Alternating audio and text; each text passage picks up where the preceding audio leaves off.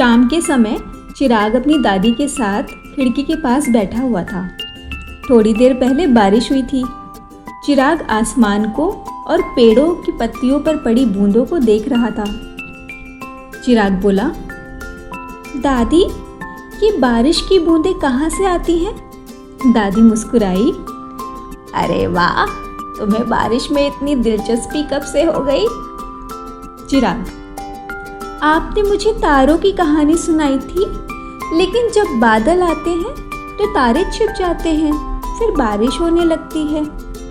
लेकिन ये बादल पानी लाते कहाँ से हैं? दादी ने कहा, बहुत अच्छा सवाल है। बारिश की बूंदों की एक प्यारी सी यात्रा होती है। चलो तुम्हें एक कहानी सुनाती हूँ। एक बारिश की बूंद मोती की कहानी। आसमान में एक प्यारी सी बूंद थी जिसका नाम था मोती। वो अपनी माँ बादल के साथ इधर उधर खेलती थी और तैरती रहती थी। एक दिन बादल माँ ने मोती से कहा, बेटा, अब तुम्हें भी बाकी सारी बूंदों के साथ मिलकर धरती पर जाना है, ताकि तुम धरती के काम आ सको और फिर भाप बनकर मेरे पास वापस आ जाना। मोती ये बात सुनकर खुश हो गई और वो बाकी बारिश की बूंदों के साथ खुशी खुशी धरती की तरफ बरसने लगी।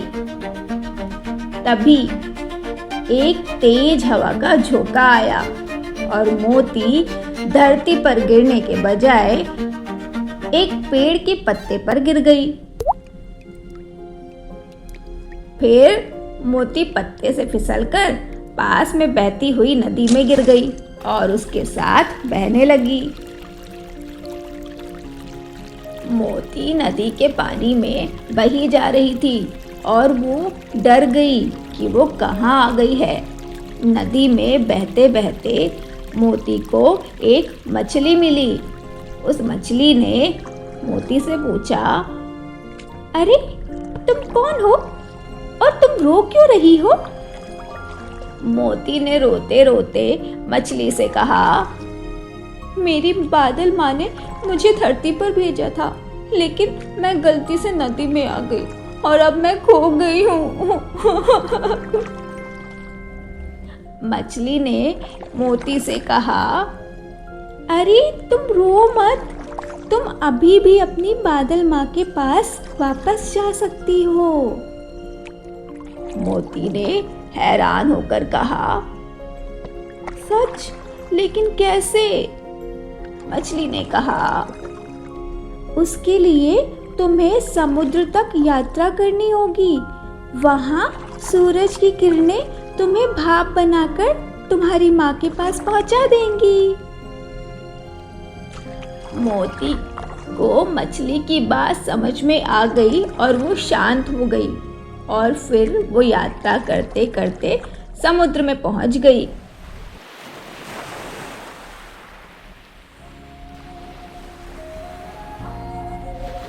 वहाँ पर सूरज की किरण मोती से मिलने आई और बोली, मोती, मैं तुम्हें तुम्हारी माँ के पास वापस ले जाने आई हूँ। अब तुम भाप बनकर मेरे साथ चलो।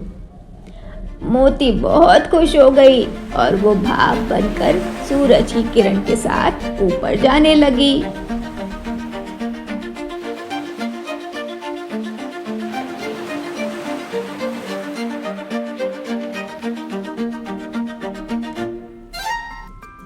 मोती खुशी खुशी अपनी बादल माँ से मिल गई। बादल माँ ने उसे गले से लगा लिया।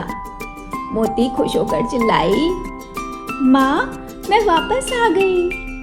बादल माँ ने मुस्कुराकर कहा, देखा बेटा, जीवन एक चक्र की तरह होता है। मुश्किल समय में हमें डरने की बजाय धैर्य और साहस से काम लेना होता है। मोती ने कहा, मैं समझ गई माँ। तो चिराग बेटा क्या समझे? चिराग ने कहा, यही कि हमें कभी भी मुश्किलों से डरना नहीं चाहिए।